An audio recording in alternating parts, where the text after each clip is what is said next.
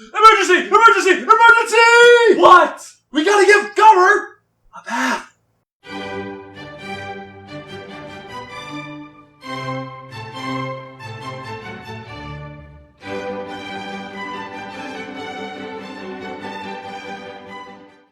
Nothing. Okay, we got another vlog again, because really this is the only show that we do it for.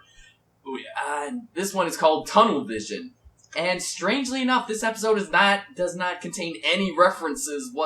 The title isn't a reference to anything whatsoever. It's like it's trying to be serious For once. for once. It's like, okay, guys.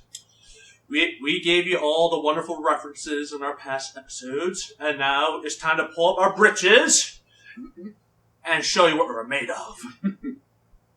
The whole episode starts off with the writers trying to find something, or trying to trap something, and at first I thought it was a dragon, and it might have been like a terrible terror that's kind of like stealing food from the townspeople, because it's hungry.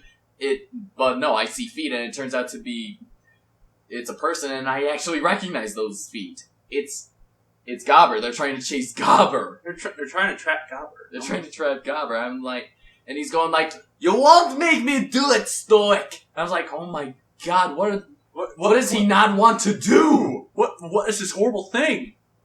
A bat. Well, okay. I'll retract my previous statement. Maybe you're not trying to be so serious. Yes. Alright. But really, this kind of brings up something I brought up in a past vlog when we mentioned that the whole Gobber coming out of the closet thing. I remember when I first heard him say that this is one of the reasons why I never married. And another reason. Because you don't bathe? I never even saw this episode. I honestly thought, yes, he doesn't bathe. It turns out I was right. He hates baths. He hates baths, which is strange. He's a grown-ass man. Little kids hate baths. Alright, so yeah, he's struggling to get out of the tub, and they managed to put him in there, and Snow calls in Fish Legs to bring the bucket of water to drain it onto him. Mm-hmm. But it's a little splash. We're gonna need more than that, son. Yeah, so it turns out... Alright, so they go to the well, and it turns out that it's dry, and so Hiccup and Fish Legs, because that was his decision, why does he not want to bring Astrid along with him? Is he averted? Astrid? Is he uncomfortable with Astrid? I don't know. I really think they said in the third season that's coming up at the moment that we're recording this, is that it's going to explain how it's going to show the romantic development between Hiccup and Astrid. And fine-a-fucking-ly, really. Yes. Alright, but getting back on track. Hiccup investigates the well to find that it's recently been drained, and Meatlug is the one who's lowering him in, but then she's distracted by the rocks. Yes, and it conveniently lands on a sharp, jagged point. The rope does. Yes, I mean it's just convenience. I know, but then again, Hiccup wouldn't have found the nest of whispering death eggs. So now the arc comes. I don't know. I wouldn't say full circle, really. It's still because we didn't say how it ended. What? You said the whole arc comes to a close, sort of. Yeah, I said I wouldn't say it comes full circle. It's now getting started, I guess. It's now getting started. And so Hiccup... oh, by the way, you're right. Old Yeller, all you wonderful loyal creatures, scooch, because... Including you, Groot, because Hiccup has the most loyal thing ever conceived. I mean, seriously, he can't ask anything better than Toothless. That thing dove into the well. You know, he is the greatest companion Ever. Yes.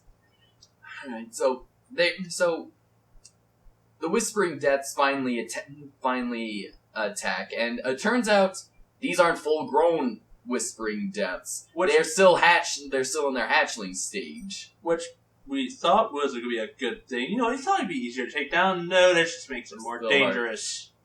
And this whole episode actually reminds me of Tremors 2 Aftershocks. You know, because... Alright, Graboids! Yeah, the Graboids again. And there's even a Jurassic Park reference when the little Viking kid looks into the pail of water and there's like a thud and you get the circles of water. Rings. Yes. Yeah. I know. I swear to God, these guys are trying to, hail the Spielberg. Hail the Spielberg. Or just like, hail movies! Hail movies! Which, really, I can't fault them for that. I mean, it's hard. I wouldn't be in this line of work if I didn't love movies. And so, yeah, they're still getting they're getting some trouble, but it gets even worse when they think they drive out the Whispering Deaths, and then we get the big one, a new dragon, the albino death that's on the cover of the DVD case, and really, I love the design of it. It's called the Scream... Tough Nut names it the Screaming Death because it has, like, this screaming roar, and it turns out that it actually affects the dragons. I mean, it's so disorienting. And even the scream reminds me of the Shriekers from Tremors 2. Yeah. Yes. So if you kind of haven't picked it up, watch Tremors 1 and 2. They're very good. They're cult classics. Oh, yeah, very. I mean, they're B movies, but no, they're great. Yeah. In fact, that's kind of the director's intent, to make a B movie. Yeah, but no. What can this dragon do? What is this dragon? Well, this dragon is larger than a Whispering Death. It screams, which is why it's called a Screaming Death. Fishlick says that it has piercing red eyes that stare a hole into your very soul. And it turns out to not have the Whispering Death's weakness to light, so it's almost kind of like Blade. Yeah, and in fact, it's attracted to the light. It's attracted to the light. So, man, that fight though. I mean, my God, I saw all these dragons doing fire breaths and all that stuff. When we see this thing's fire breath, when we see that thing's fire breath, it's not boom, it's a Gatling gun. It even sounds like a Gatling gun too. Good God! I love this dragon. I really do. Imagine an army of those. Oh God! I know. Alvin. Oh yes. Which reminds me, how did they get the eggs though? Yeah. Did they actually have two Whispering Deaths, and they mated? Apparently, I don't know. I don't. This is dragons. Yeah. And this episode, I finally noticed that we're not doing lessons anymore. No, we're just telling like epic stories. Oh yeah. And I don't mean epic as in epic. I'm talking like adventure stories. We're now moving on to the phase of the. I want to call it the Avatar phase, where they're now just starting a journey. Going again with the Avatar? No. Okay. I'm just using that as to make an example. Okay. I'm not comparing it. Alright. I'm just giving you crap for that. I know. But, no, seriously, they're just starting out with this adventure now because, season 1 ended with Alvin planting the eggs. And with befriending a Whispering Death. Well, oh yeah, that too. So, season 2 started with? Season 2 started with the Whispering Death eggs. Yes. So, now seems like they're now building up arcs. Mm-hmm. And so, I'm kind of curious as to, especially how this episode ended. Yeah, I get the feeling this is going to be a short vlog, really. Because there's not much discussed about... Because there's no character development, really. And it was more or less the species of dragons that we just saw. So, Screaming Death. And the fact that, my only major complaint is how he beats it. Really? We've seen that done in the first movie. Not quite to that extent. Not really. quite to that extent, but it's not really completely creative. Hey, but so you're saying that if one strategy works, don't use it again? No, but still, it's then why fix what isn't broken? It was a good strategy in the first movie. Yeah, but can I ask something? Do you like seeing the same thing over and over again? That depends if it gets used over and over again. Well, what if you do that with every dragon?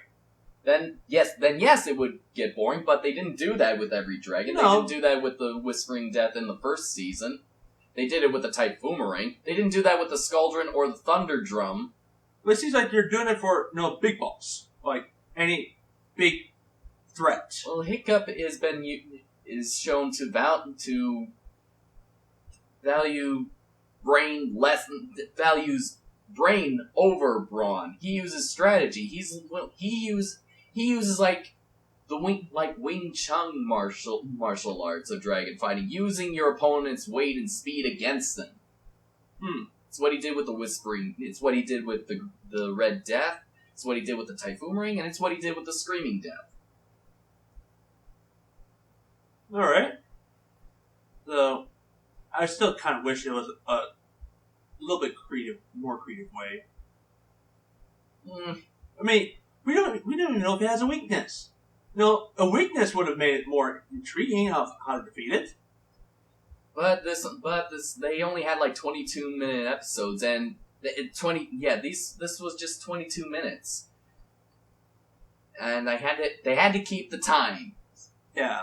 Right, and they probably had another idea for how to defeat the Screaming Death, but because they were running out of time, that they probably had to come up with something new. So I'm guessing that new way probably be in the set. Probably it's undeniable. It's going to appear again.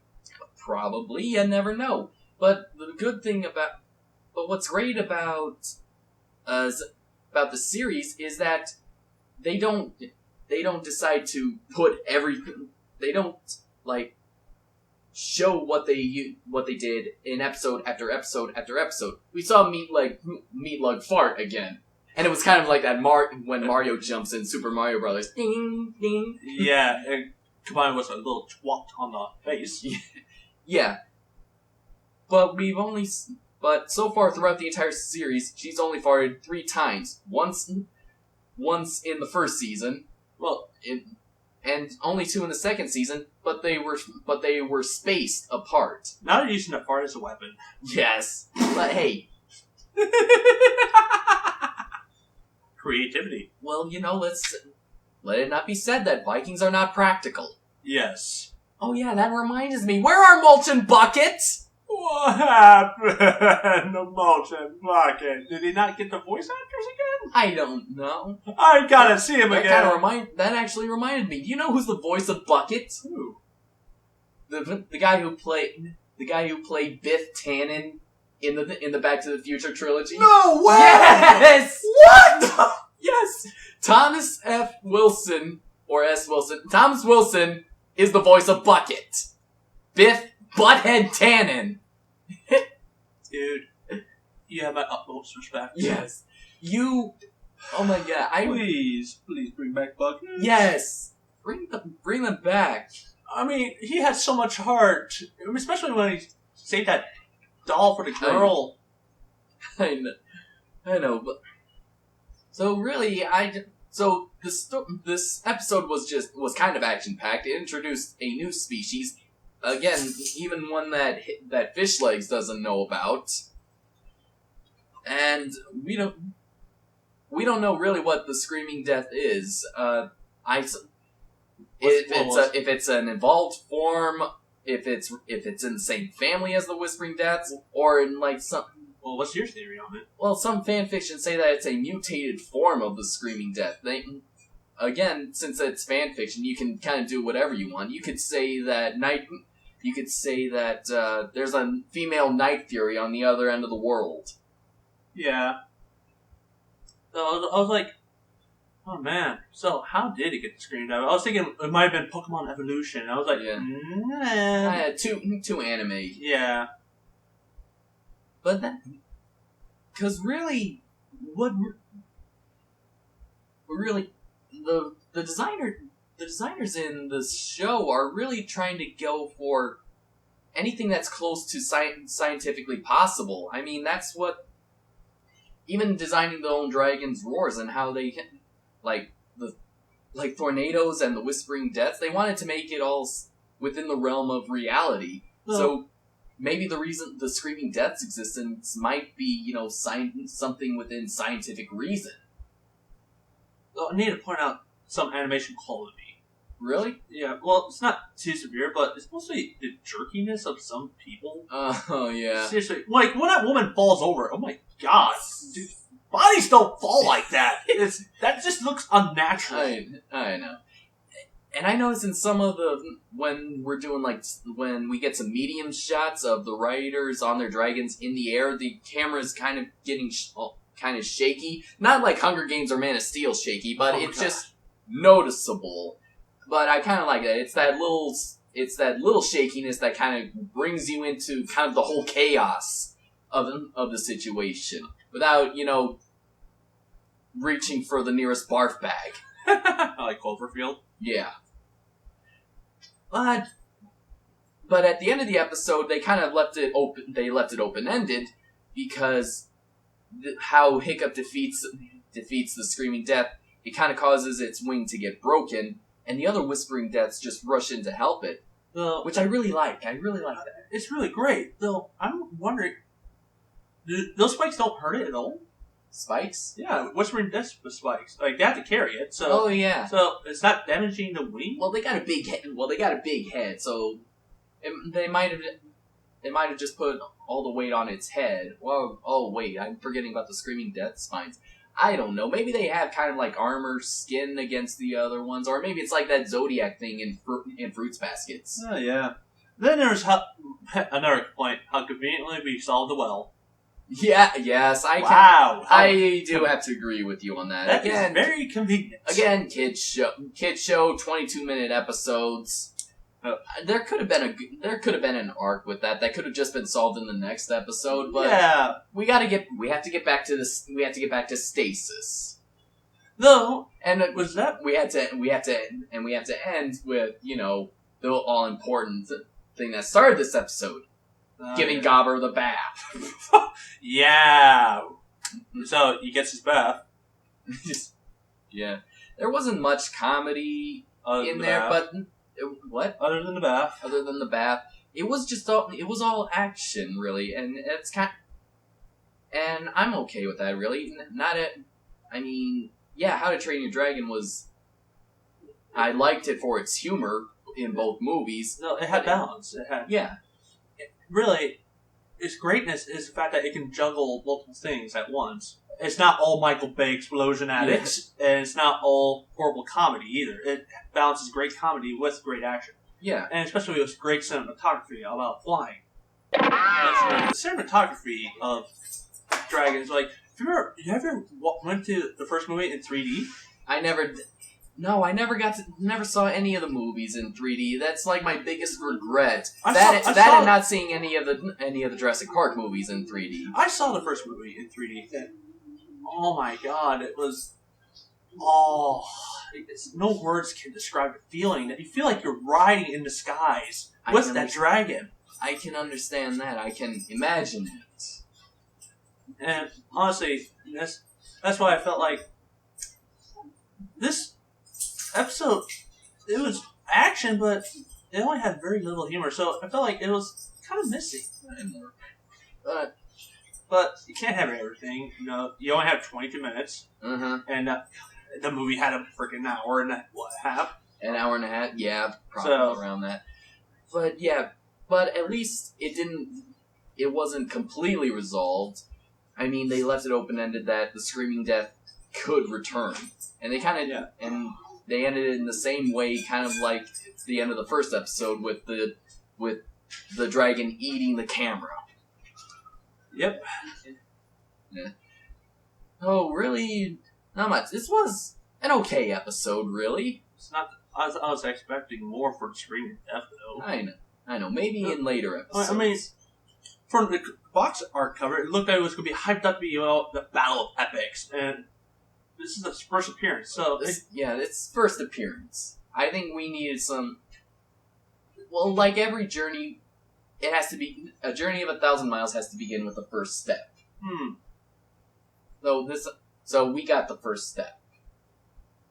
So, I'm just hoping it doesn't. The team doesn't, make it. Trying to remember how to say it, but pretty much make your villains worthless, and long runners that do it.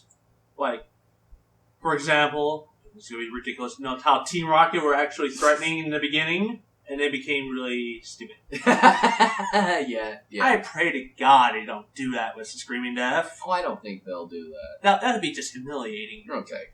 And that's what I'm more worried about. You just made this epic threat into a joke. Yeah. Oh, so anyway, that's all we have for Tunnel Vision, and we'll see you next time On Dragon Ball Z. on show.